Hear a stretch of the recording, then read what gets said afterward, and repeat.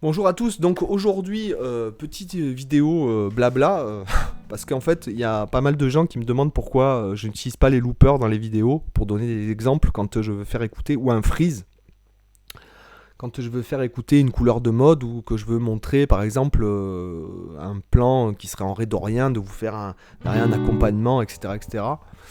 Donc c'est vrai que je n'utilise plus du tout de loopers, je pourrais mettre des mini loopers là, comme ça, tout ça. Alors pourquoi moi je suis pas fan de parce que déjà quand on montre je pense que quand on montre une couleur par rapport à la guitare, etc., euh, ou un plan, il faut qu'on entende le rythme, il faut qu'on entende l'harmonie. Par exemple, quand je vous montre un truc modal en single note, une phrase modale, par exemple sur le mode lydien, parce que c'est le mode le plus, celui qui sonne le plus, comment dirais-je, évident. Si jamais en fait vous n'entendez pas la couleur du mode lorsque vous jouez seul, ça marchera pas. Si vous comprenez pas, en fait, c'est pas juste le fait de jouer modal, c'est aussi le fait de l'entendre. Et c'est pour ça, comme je le disais dans une vidéo, si vous faites pas de repérer les intervalles et de travailler le son, etc., avec le son du mode, vous n'arriverez jamais à jouer modal en fait. Si vous entendez pas le truc, ça marche pas. C'est pour ça qu'il y a ce problème. C'est pour ça que c'est le seul. Je pense que la guitare c'est le seul instrument où les musiciens en fait galèrent à jouer, à bien comprendre ces histoires de mode. Parce que c'est pas déjà on utilise très peu le solfège, hein, on utilise la tablature, ce qui nous met un peu à part. Même si je suis pas du tout contre la tablature, bien au contraire. Ça nous met un peu à part des autres musiciens. C'est ce dont on parlait. J'avais fait une vidéo il y a pas longtemps. Il y a eu des commentaires extrêmement intéressants en dessous par rapport au solfège. Est-ce que c'est obligatoire? Non, c'est pas obligatoire, mais c'est quand même un sacré avantage quand même. Et le problème de la tablature, qui est pas un problème, puisqu'on a ce problème de doigté, nous, hein, comme je ne vais pas vous répéter 50 fois ce que j'ai dit, c'est que au piano, quand tu fais ça, t'as un doigté. Nous, à la guitare, on en a un, deux, trois, quatre, 5, 6, 7, 8. Quel doigté tu prends quand tu es en train de lire à vue? C'est pour ça que les guitaristes sont pas souvent des bons lecteurs à vue. C'est parce qu'en même temps que tu es en train de lire, tu es obligé de, de, de, de trouver le doigté, en fait, puisqu'il y a plusieurs doigtés possibles. Voilà. Donc, c'est pour ça qu'il y a ce problème. Et je pense que, alors pour en revenir au looper, je pense que quand vous jouez seul, que vous fassiez un solo, ou que vous fassiez une phrase, que vous fassiez une mode ou quoi, il faut que ça sonne bien seul. Voilà. C'est pour ça aussi, alors même si je fais des backing tracks, c'est pour faire jouer les gens, parce que c'est un pote qui m'a fait remarquer ça, mais il me dit, mais tu t'en rends compte, tu fais jouer des dizaines de milliers de gens tous les jours avec tes backing tracks. C'est vrai, en fait. Ouais, parce que par jour, les backing tracks, il y a en gros 60 000, entre 60 000 et 100 000 vues par jour sur mes chaînes où il y a les backing tracks. Et en fait, je suis pas, moi, par exemple, je travaille pas sur des backing tracks, jamais. Quand je joue sur un backing track, en fait, c'est que je suis en train d'enregistrer un solo pour un enregistrement, quoi. Voilà.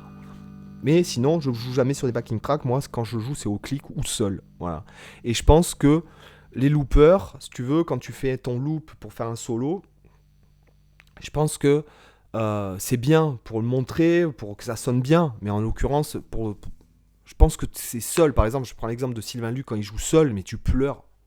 Tu pleures. Tu pleures. C'est rythmiquement, c'est en place, ça groove, t'entends la grille, t'entends tout, il peut faire n'importe quoi, c'est comme Joe Pass, tu veux, ou c'est comme même sans parler de ça, mais tu prends, je sais pas moi, des guitaristes, même quand ils jouent leur riff et tout, t'as pas besoin, il faut que quand tu joues seul, ça sonne, quoi, voilà, il faut que ça tue, il faut qu'on sente le groove, il faut qu'on sente le rythme. Moi, je vais vous raconter une anecdote, en 2000, je sais plus combien, quand j'étais intermittent, ça faisait bien longtemps que j'étais intermittent, il y a eu des problèmes, un peu de crise, comme tous les, je sais pas combien, hein, tu vois. Et on s'est retrouvé à souvent jouer à deux avec le chanteur du groupe. On s'est retrouvé où il y avait beaucoup de plans où on allait à deux en duo acoustique. Voilà. Et en fait, au début, quand on a été en duo acoustique, je prenais une usine à gaz, on s'est dit, ah ben écoute, on va mettre des séquences, on va mettre une boîte à rythme. J'avais un RC50, il me semble c'est RC50, je sais plus le truc, c'était le plus gros à l'époque looper de Boss. Et il y avait des boîtes à rythme à l'intérieur, etc. Donc en fait, on a essayé tout. On a essayé avec des séquences. On trouvait que ça puait, on se faisait chier. La séquence nous imposait de ne pas pouvoir improviser. Voilà, parce que je vous parle de ça il y a 15 ans maintenant peut-être. Après, on a essayé le looper. Et au début, on s'est dit que c'était pas mal. Et après, on utilisait aussi les boîtes à rythme du looper. On se disait, bon, c'est pas mal, machin et tout. Et un jour, on part jouer avec Steve. Donc Steve, tu regarderas pas cette vidéo, mais bref. On part jouer. Moi aussi, je chante. Donc on est 2 voix et guitare. Et on oublie le looper, en fait. Voilà, dans la voiture. On part et on arrivé là-bas, il dit, mais il est où le looper, il est où? Ah ben non, c'est pas moi. Ah bah ouais, d'accord, bon, on n'a pas de looper. Et là, on a fait la date comme ça, en fait. Ah non, mettez pas comme ça. Voilà. Je sais pas ce que c'est ce truc là qui apparaît, je sais pas si c'est avec des mots-clés, sûrement que ça apparaît, je sais pas. Ne mettez pas un pouce vers le bas. Et en fait, ça a été la meilleure date qu'on a jamais fait, c'était celle-là. On était sur scène à 2. Donc on chantait beaucoup de trucs en harmonisé, comme les trucs genre More Than Words, on avait plein d'arrangements, on chantait des trucs des Beatles, harmonisés, on réarrangeait plein de morceaux. Et moi, quand je chorusais seul. Voilà. Seul avec, je mettais les accords, et ça m'a fait progresser, mais à un point inimaginable. Parce qu'à un moment donné, quand tu es seul à la guitare et que en plus que tu fais des concerts, tu peux pas loser. À ce moment-là, ton attention, elle est multipliée par 10, tu vois. Donc forcément que quand même ces 2 heures-là où tu joues seul, avec juste toi qui dois faire entendre la basse, la guitare logique, et le rythme et le groove. Quand tu courus seul de faire des trucs, jamais en fait ça a eu autant de succès que quand on était comme ça tous les deux. Voilà, juste guitare, voix et sans looper, sans rien du tout. Et ça m'a fait vachement progresser parce que tu es obligé de t'accompagner en même temps de faire un solo. Tu peux pas faire ton solo avec tous tes plans qui sont hyper flashy devant tout le monde. Donc tu es obligé de trouver des trucs, de placer l'accord, de te répondre, de même improviser avec les accords, etc. Avec du groove en même temps, tenir la baraque. Et donc en fait, c'est vraiment un truc qui m'a fait énormément progresser. Et je trouve que en fait c'est la classe. Quand tu es seul avec juste la guitare et que ça sonne, que tu fais quoi que tu fasses un solo, et encore pire quand tu as un son pourri, comme par exemple c'est le cas là avec juste rien, parce que j'entends même pas quand je joue la guitare, là j'entends même pas ce qui sort. Et je trouve que quand tu juste avec la gratte sèche de faire des trucs qui groove et en même temps que ça le fait, c'est là que c'est la classe en fait. Et je trouve que c'est là que vraiment que tu progresses. Et c'est pour ça que je vous dis, par exemple le freeze et tout, bon bah c'est sympa, mais il vaut mieux essayer de faire entendre. Il vaut mieux essayer d'entendre les choses par soi-même, sans artifice. Il y a 10 ans de ça, il y avait pas il y a 20 ans de ça, il n'y avait pas de freeze. Pourquoi il y a 20 ans, il y avait beaucoup plus je trouve, de musiciens exceptionnels qu'aujourd'hui, alors qu'il y avait 10 fois moins de moyens.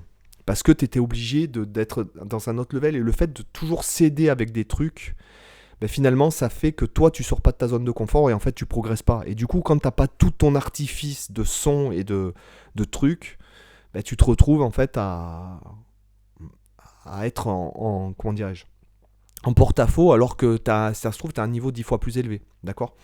Donc voilà, j'espère que ce truc... Alors après... Il y a autre chose par rapport au looper, c'est que je suis déjà tombé sur des vidéos ou même en live, ou même des morceaux en live où les gars utilisaient des loopers et les gars ils samplent quelque chose qui est pas en place. Ouais, putain, super les gars, super. Je sais pas comment je fais ça, qui est pas en place. C'est pas le mot. Bon bref. Et là tu te dis ouais non c'est pas possible. Le mec il se sample et ce qu'il fait c'est pas en place, c'est bancal, ça le fait pas en fait. Voilà, du coup tout le morceau après puisqu'il improvise dessus etc, c'est pas en place en fait. Donc je trouvais ça pas terrible. Et quand on n'arrive pas à jouer seul bien en place, je vois pas comment on peut se sampler et jouer ensemble en place par dessus. Voilà, ça c'était mon avis. J'espère que ça vous a intéressé les gars. Je vous dis à demain pour une autre vidéo. Bye bye, ciao.